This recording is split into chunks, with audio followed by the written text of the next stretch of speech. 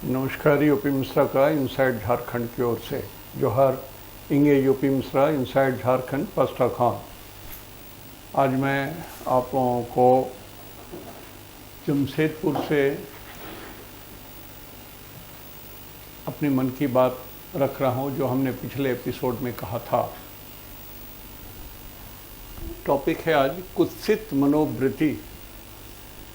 काम भावना नहीं लिखना चाहता हूं, कुत्सित मनोवृत्ति। काम भावना पॉजिटिव भी है, निगेटिव भी है।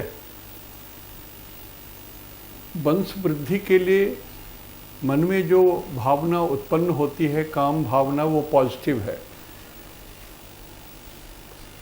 इसके अलावा जो कुछ भी होता है, इवन आप अपने पत्नी के साथ भी, तो वो पॉजिटिव नहीं है, वो निगेटिव मनोवृत्ति है। आपकी इच्छा हो सकती है, पत्नी की इच्छा नहीं भी हो सकती है। पत्नी की इच्छा हो सकती है, पति की इच्छा नहीं भी हो सकती है। तो सहयोगिता के साथ कुल देवी अपने भगवान को स्मरण करके जो कुल वृद्धि, संतान वृद्धि के लिए जो भावना के साथ भोग विलास, काम वासनाएं इत्यादि की जाती हैं, वो बिल्कुल पवित्र, पॉजिटिव होती है और उसका रिजल्ट भी पॉजिटिव होता है। देखिए, मैं हर चीज़ में भगवान को खींच के ले आता हूँ। कुछ लोग बड़ा अजीब सा कमेंट कर देते हैं, मैं उनसे क्षमा मांग रहा हूँ। यदि आपको बुरा लगे तो बंद कर दीजिएगा प्लीज़।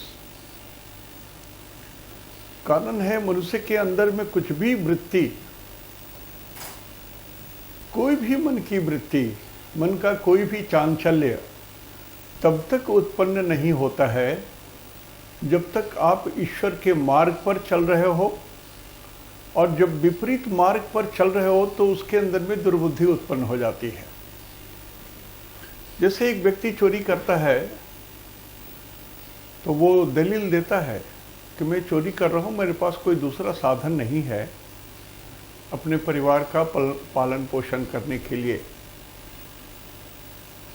इसलिए मैं चोरी कर रहा हूँ। ये न्यायोचित तर्क नहीं है। जैसे अजामिल ने कहा था भगवान नारद को कि मैं मांस काट करके अपनी परिवार का पालन पोषण करता हूँ, ये तो हत्या ही है, और आप बहुत दूर से खड़े होकर के देख रहे थे कि मेरा क्या काम है, पता नहीं भगवान आपको मुझसे क्या काम है। तो नारद ने कहा था, भगवान नारद ने कहा था कि मुझे भगवान विष्णु ने आपसे प्रेरणा लेने के लिए भेजा है, आपको देखूं। कारण कि मैं तो सोता था कि इस धरती पर, इस त्रिलोक में मैं ही सबसे बड़ा हरिभक्त हूँ।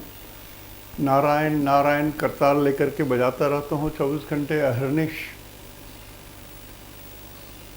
और आपके पास भेजा है, और आपके कर्म देख करके मुझे अचंभा सा लग रहा है। तो अजामिल ने कहा था कि प्रभु, मैं जो भी करता हूँ भगवान को समर्पण करके ही करता हूँ।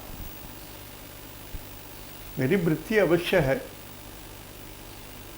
और इसी वृत्ति से मैं अपने बाल बच्चों, पत्नी का भरण पोषण करता हूँ, और ये मेरी पारिवारिक वृत्ति है, ये परंपरा है ये।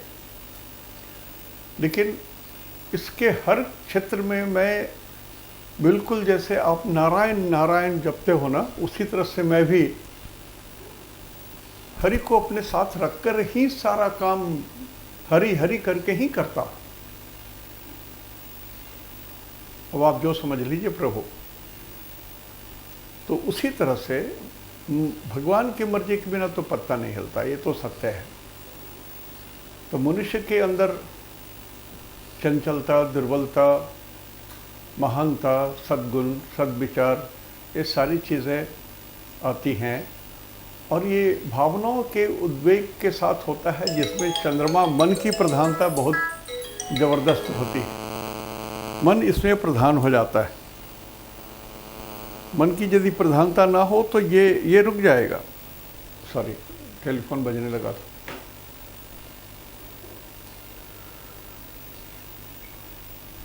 तो I am coming to the main topic. भगवान ने मनुष्य को 10 इंद्रियाएं दी हैं।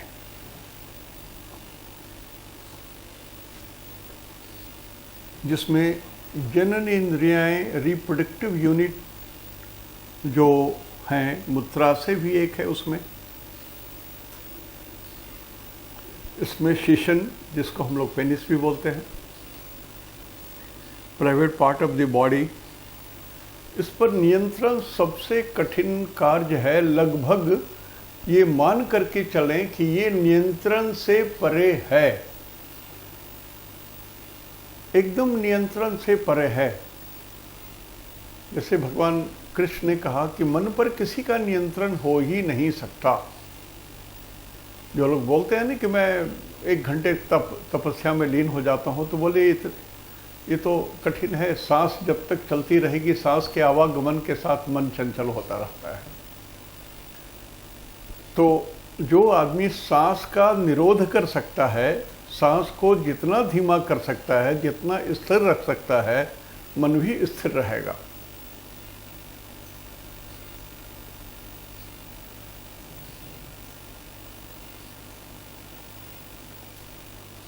चित्तस्य वृत्ति निरोध इति योग। चित्त की वृत्ति को रोक दिया जाए, मन की प्रवृत्ति को रोक दिया जाए, यही योग कहलाता है। पातंजल शास्त्र में है ये। तो ये 10 इंद्रियों में जो शिशन है, ये सबसे प्रधान है और इस पर नियंत्रण कष्ट साध्य है। बहुत बार बोल चुका हूं कि भगवान शंकर को कामदेव ने हिला दिया, महर्षि विश्वामित्र को मेनका ने हिला दिया।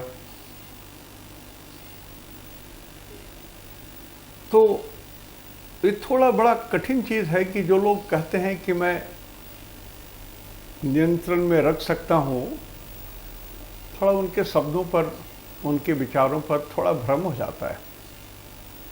यही कारण है कि जितने जो लोग मठाधीश थे, आश्रम के 2-2 संचालक, 3-3 आश्रम, 4-4 आश्रम के संचालक थे, हजारों लड़कियां उनके आश्रम में प्रिजनर होकर रहती थी।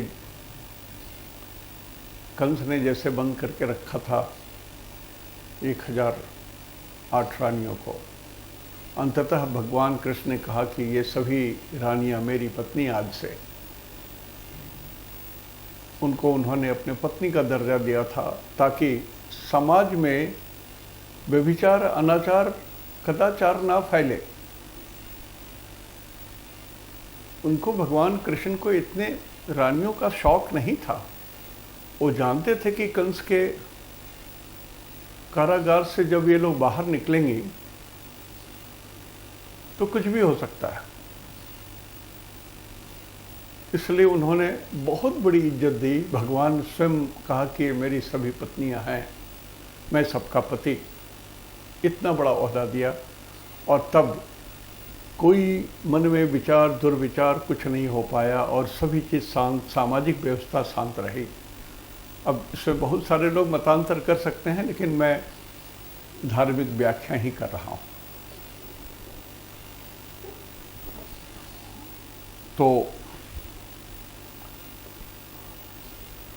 काम भावनाएं जो आती हैं, उसका को एक कैरियर होता है। कैरियर में पहला है रूप। आप किसी के रूप को देख करके मुग्ध हो सकते हैं। सचमुच में नारी सुंदरी हो सकती है। माता सरस्वती को ब्रह्मा जी ने निर्माण किया और वो अपरूप सुंदरी, विश्व में उनसे सुंदरी कोई नहीं। स्वयं ब्रह्मा जी मोहित हो गए। और ये पुष्य नक्षत्र था जब माता सरस्वती का उन्होंने निर्माण किया था। इसलिए पुष्य नक्षत्र में विवाह नहीं होता। पुष्य नक्षत्र को विवाह के लिए निंदित कर दिया गया, कारण कि इसी नक्षत्र में जन्म लेने के कारण माता सरस्वती की सुंदरता पर स्वयं क्रिएटर लॉर्ड ब्रह्मा मुग्ध हो गए। तो रूप एक बड़ा कारण होता है काम भावना उद्दीप्त करने के लिए। अब आज की धार्मिक व्यवस्था, सामाजिक व्यवस्था, ये सब चीज़ों को बिना छेड़े हुए मैं बोल रहा हूँ, रूप बनाने के बहुत सारे साधन हैं। नाट्य शास्त्र के जो रचयिता भरत मुनि थे, उन्होंने नाट्य शास्त्र को लिखा। आजकल जो एक्टिंग और ये सब बहुत सारी बातें, नौटंकी वाली बातें आती हैं ना, वो हमारे यहाँ शास्त्रों में सुसज्जित ढंग से उसकी व्याख्या है। नाट्य शास्त्र, उसमें भरत मुनि ने इस शास्त्र को 2 खंडों में लिखा है। रूप कैसे सजाया जाता है, सुंदरता कैसे होती है, बाजूबंद कैसे होनी चाहिए, गले के हार कैसे होने चाहिए, कान कैसे होने चाहिए, आंखों की सज्जा कैसी होनी चाहिए, ये सारी चीज़ें संक्षेप में बोल रहा हूँ। तो ये रूप मन को लुभाता है। इसी के कारण रानी पद्मिनी का रूप बखान सुन करके कोई राजा मुग्ध हो गया था। दूसरा होता है रंग। रंग भी कैरियर है कामदेव का। मतलब लड़की के रूप के साथ उसमें रंग भी यदि खिला खिला हो, तब भी मन के अंदर में भावनाएं उद्दीप्त हो जाती हैं। यदि रंग कुत्सित होता तो ऐसे प्रदेशों में जहाँ पर रंग बहुत डीप गाढ़े रंग का होता है, वहाँ पर काम वासना शून्य हो जाती, वहाँ पर प्रजनन होते ही नहीं, वहाँ पर जनसंख्या होती ही नहीं। ऐसा नहीं है, चमड़ी के ऊपर में निर्भर नहीं है। रंग हर हालत में, ये भी काम भावना का कैरियर है। ये भी मन के अंदर में ये भाव को उत्तेजित करते हैं। भगवान कृष्ण सांवले थे, भगवान राम सांवले थे। इतने सांवले सुंदर सलोने, मन में कोई काम वासना नहीं थी। ये अलग बात है कि गोपियां भगवान कृष्ण पर मोहित थी। बहुत सारे कारण थे।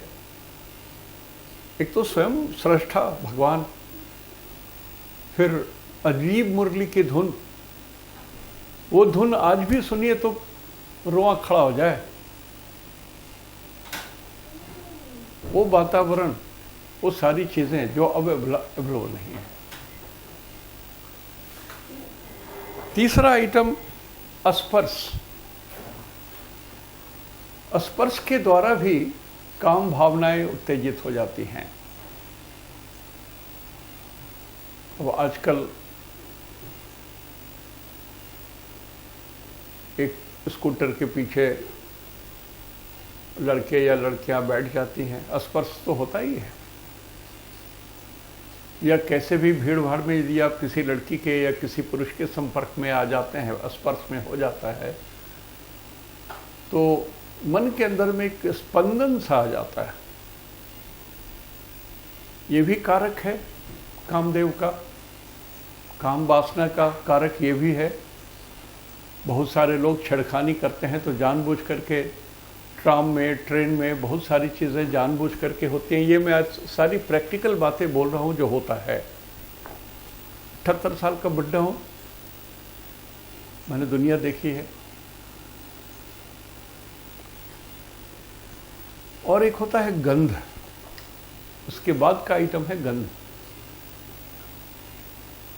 नर नारी के शरीर में अपना एक गंध भी होता है। ये गंध भी आकर्षित करता है। पसीना में किसी का गंध होता है अच्छा, किसी का बुरा, दुर्गंध होता है। गंध आकर्षित करता है, ये सभी जानते हैं। इसको मैं विशेष व्याख्या नहीं करूंगा।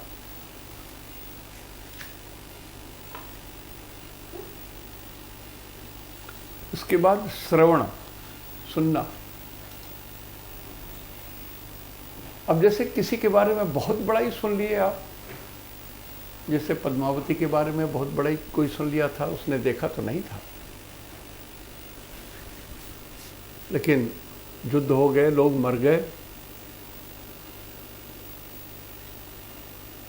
सुनना, या इसका अन्य प्रकरण है जैसे कोई गाना गाती हैं, उनकी गाना इतनी सुरीली होती हैं और शरीर यंग हो, सौष्ठव हो, शरीर सौष्ठव बढ़िया हो और गाना गाती हैं, या नृत्य करती हैं और तब गाना गाती हैं, तो उसमें भी मन के अंदर में बहुतों को काम भावनाएं उद्दीप्त हो जाती हैं।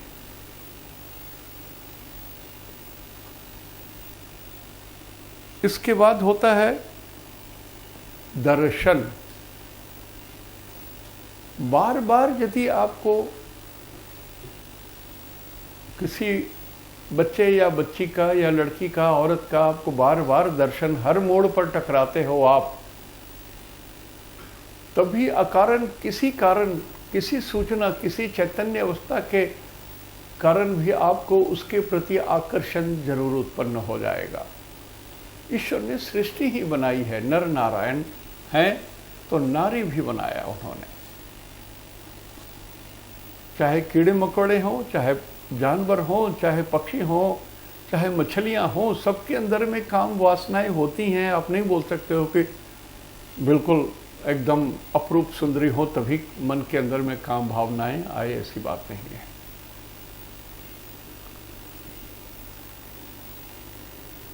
उसके बाद होता है पठन।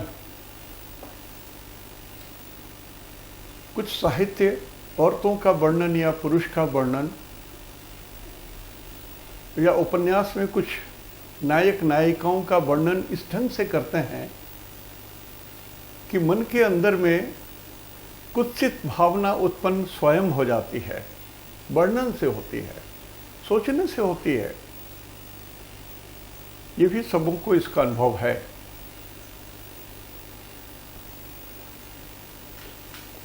ये सत्य है।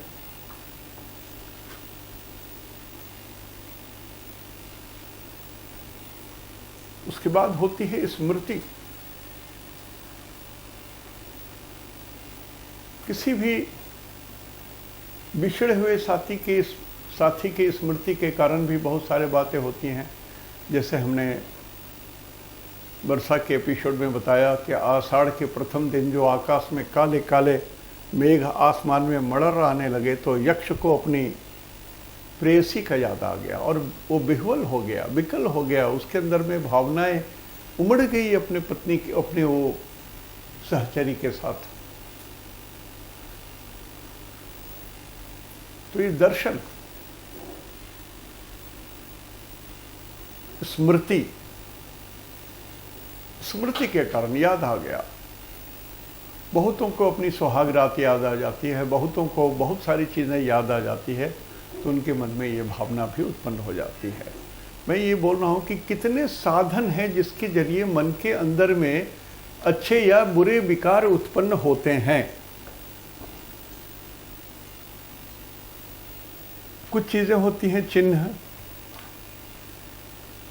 बहुत सारे लोग चिट्ठी लिखते हैं कहीं, तो हार्ट का एक पिक्चर बना देते हैं।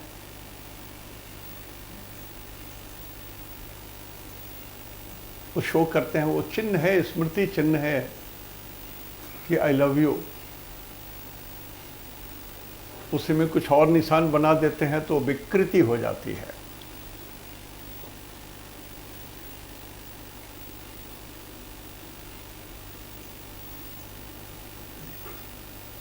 और तीसरा है स्वाद और संगत। स्वाद का मतलब यह है कि शरीर को चखना, जैसे चुम्मा लेना।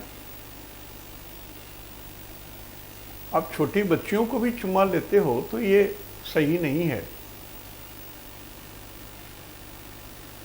छोटी बच्चियां यदि बच्चियां हैं तो ठीक है, लेकिन यदि उनके अंदर में ग्रंथियां परिपक्व हो रही हों, पुष्ट हो रही हों, यौवन का निखार आने वाला है, उसकी सूचना मिल रही है उनके शरीर में, तो ऐसे बच्चियों को चूमना भी निषेध है। इसी को चखना बोल रहा हूं मैं। ऐसे चीजों का भोजन करना, चखना, जैसे शराब है, इससे भी भावनाएं उद्दीप्त होती हैं। तो ये बहुत सारी स्टेजेस हैं जिसके जरिए विकृति उत्पन्न होती है। अमूमन आजकल के देखिए बच्चे अपने पीछे में गर्लफ्रेंड को या बॉयफ्रेंड को बैठा लेते हैं, घूमते हैं, हाथ पकड़ करके पार्क में घूमते हैं। ठीक है, आप ये नहीं कह सकते हैं यदि एक शब्द मैं बोलूं इसके अगेंस्ट में तो मुंह नोच लिया जाएगा मेरा, विथ लॉट ऑफ कमेंट्स, और ऐसा लगेगा कि बस घर से बाहर निकलूंगा तो लोग झपट के मार लेंगे मुझे। लेकिन ये शरीर की स्वाभाविक प्रक्रिया है, स्वाभाविक प्रक्रिया है। जैसे आपके शरीर में चोट लगे बाहर से तो आपके मुंह से अपने आप निकलेगा रे बाप रे या अम्मा, कुछ तो मुंह से शब्द निकलेगा ना। ये स्वाभाविक प्रक्रिया है।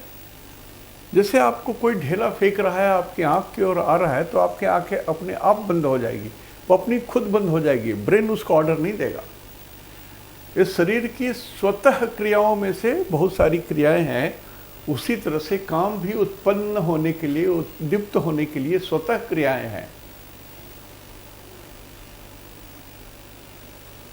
तो हमारे ऋषियों ने एक शब्द में निषेध कर दिया कि यदि आपकी बेटी हो, बड़ी हो, तब भी एकांत में बहुत देर तक पिता पुत्री भी एक साथ नहीं रह सकते हैं। ये डिसिप्लिन के अंदर में भगवान ने रखा, ऋषियों ने रखा, डिसिप्लिन के अंदर में।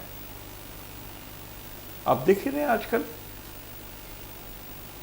पिता दारू पी करके आते हैं, अपने बच्ची पर खुद ही अत्याचार कर लेते हैं, मर्डर भी हो जाता है उनका। ये नहीं कि जो मैं बात बोल रहा हूं वो समाज से बाहर की चीजें हैं। तो इस तरह की बहुत सारी प्रक्रिया होती है। तो ऋषियों ने कहा कि भाई अपने बेटी के साथ भी आप एकांत में नहीं रह सकते हो। तो साधु संत महात्मा यदि किसी बच्ची के साथ तपस्या करें और एकांत पर रहे कि मैं ये पूजा करवा रहा हूं, वो पूजा करवा रहा हूं, ब्लडी हेल विथ यू,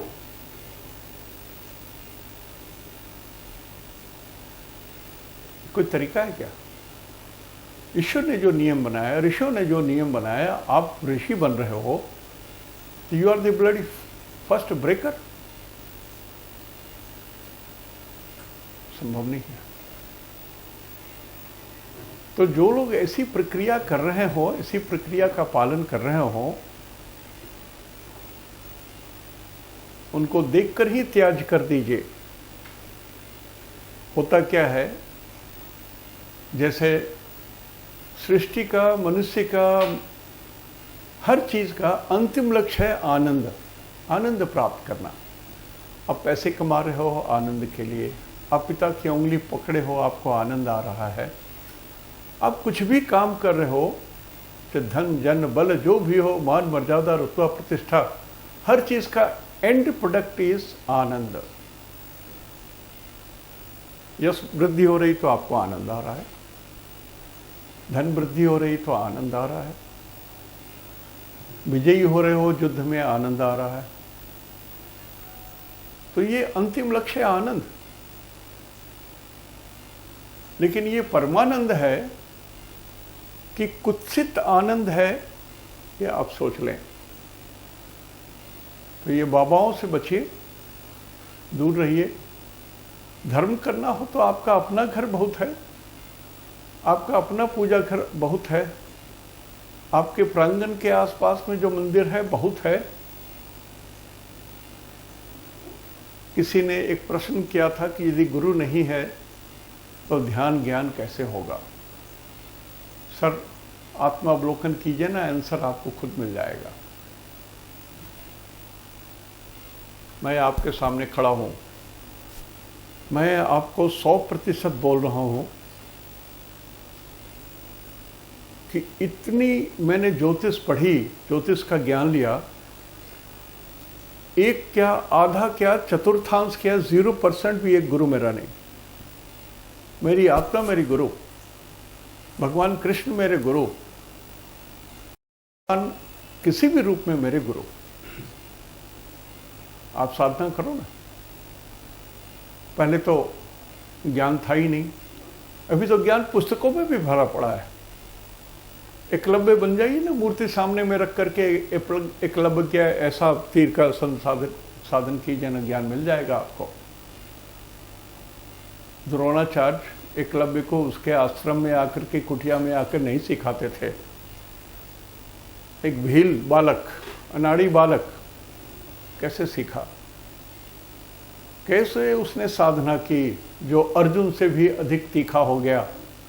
बाद में गुरु द्रोणाचार्य को उसको अंगूठा छल से लेना पड़ा कि मेरे शिष्य अर्जुन से भी बड़ा हो जाएगा ये। सर आपके अंदर में आंसर है, द्वंद्व में रहिएगा तो कुछ नहीं मिलेगा। किसी भी चीज को सोचने में क्षण भर भी आत्मा हिचके तो वो पाप है। जिस चीज को ग्रहण करने में आत्मा क्षण भर भी देर ना करे वो पुण्य है। पाप पुण्य की इतनी छोटी सी व्याख्या है, यही सही है, यही सही है, यही अंतिम सत्य है। आत्मा को जिसमें आनंद आए वो पुण्य है, लेकिन गलत काम के लिए नहीं। वो जबरन आप अपनी आत्मा को बधाइएगा कि उसको लूट करके उसके धन अपने नाम से कर लिया, यह आनंद नहीं है। मैंने किसी का सील हरण कर लिया, आनंद है नहीं है। तो ये कुछ भूमिका हमको बोलना जरूरी था, इसलिए हमने आपको बताया। मैं एक पुस्तक लिख रहा था, उसमें ये चैप्टर भी था, तो उसके थोड़े से अंश में पढ़ के सुना दे रहा हूं। सात्विक प्रकृति के गृहस्थ वंश वृद्धि तथा दीर्घ जीवन के लिए इसका उपयोग करते हैं। अब दीर्घ जीवन क्या? मनुष्य की आयु कुंडली में वर्षों में नहीं लिखी रहती है। एक गणना है कि एक मनुष्य एवरेज एक दिन में कितनी बार श्वास लेता है। अब जोड़ लीजिए, उतने बार श्वास लेने में एक दिन होता है, तो ऐसे श्वास कितने दिन कितने वर्ष तक ये लेगा, ये लिखा रहता है। तो श्वास कैसे लेते हैं? तो हृदय के धड़कन से। ये जो पंप है हृदय में, ये श्वास लाता है। तो आपकी श्वास जितने कम चलेगी, आपकी आयु बढ़ती चली जाएगी। जितने तेजी से आप सांस लोगे, आपकी आयु घटती चली जाएगी। आप देखोगे कुत्ता बहुत तेजी से श्वास लेता है, उसकी आयु 12 साल है।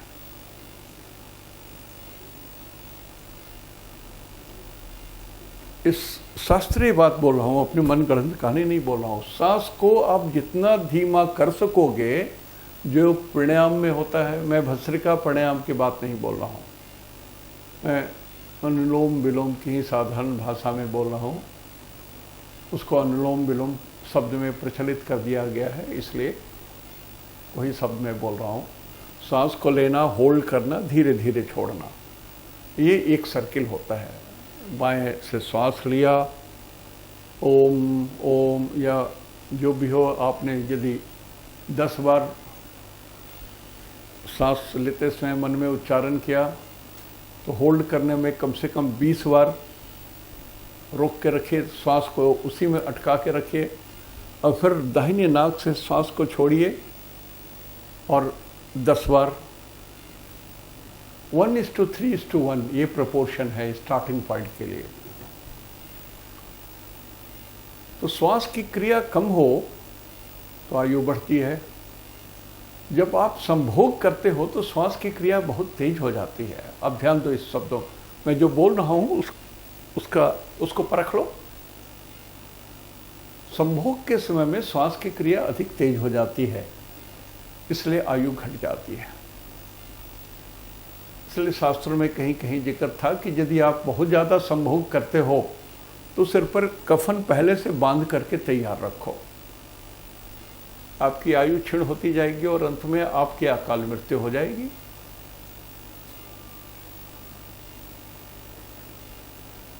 तो मौज मस्ती के लिए ये चीज़ ईश्वर ने निर्माण ही नहीं किया। वंश वृद्धि के लिए, अच्छे संतान हो, योग्य संतान हो, वगैरह वगैरह, भोग विलास के लिए नहीं है। अब थोड़ा सा परिचय में ये दे दूं, कुंडली में ये कहां कहां लिखा हुआ है।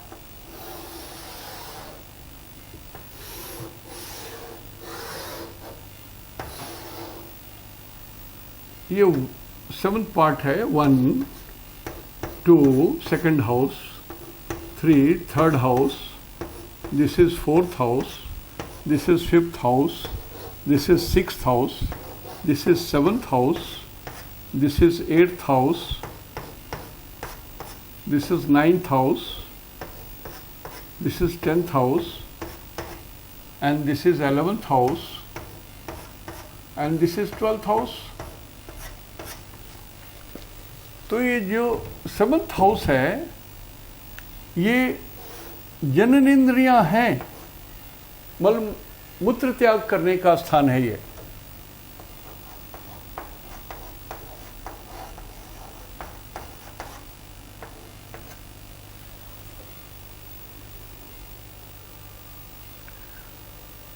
तो 3rd हाउस है,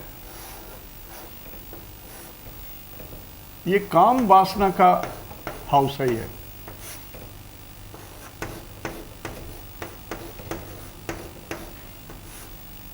ये हाउस है।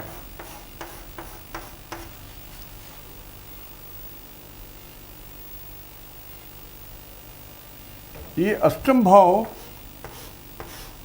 इसको गुप्त बोलते हैं।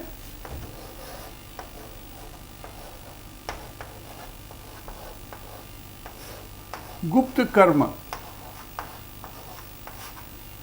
गुप्त पाप कर्म, ये हुआ 8th हाउस इज ए गुप्त पाप कर्म स्थान है ये।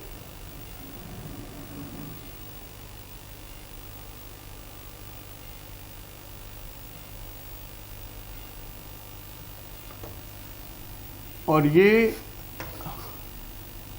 प्राप्ति का स्थान है। तो ये काम वासना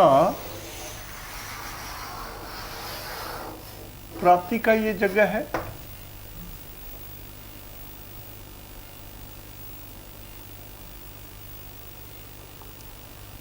चाहे वासना हो, चाहे स्त्री प्राप्ति का हो, ये जो सरलता से, बहुत लोगों को सरलता से ये सब चीजों के प्रति मिल जाती है। लड़कियों को लड़के मिल जाते हैं, लड़के को लड़कियां मिल जाती हैं। तो ये प्राप्ति स्थान है।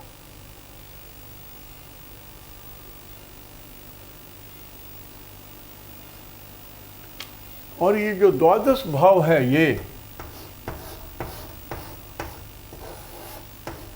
ये भोग स्थान है।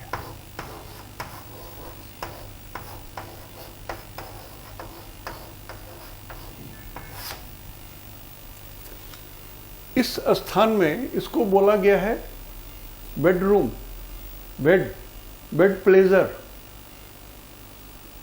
इसको कहा गया है। तो 12 भाव में यदि पापक ग्रह हो, 7th हाउस में पापक ग्रह हो, 8th हाउस में पापक ग्रह हो, 3rd हाउस में पापक ग्रह हो, तो काम वासनाएं उद्दीप्त हो जाती हैं और मनुष्य उस पे बंधन में बंध करके इधर उधर व्यग्र हो जाता है। मैं आज यहीं तक परिचय रखता हूँ। दूसरे एपिसोड में कुछ और बात डिटेल बताऊंगा। मैंने सिर्फ आपको परिचय करवाया इस काम शास्त्र के विषय से, भाव से, भूमिका से, और अब ग्रहों के जरिए परिचय करा दूंगा आपको। मैं पहले अभी आप देख लीजिए 3rd house, 7th house, 8th house, 11th house and 12th house, उसमें पापक ग्रह नहीं होने चाहिए। इसके विषय में और भी बात करूंगा, लेकिन सिर्फ इतना आपको परिचय दे दिया। आज यहीं तक समय का अभाव है मेरे पास भी, इसलिए आज मैं यहीं विश्राम ले रहा हूँ। फिर कभी और बात करूँगा। नमस्कार।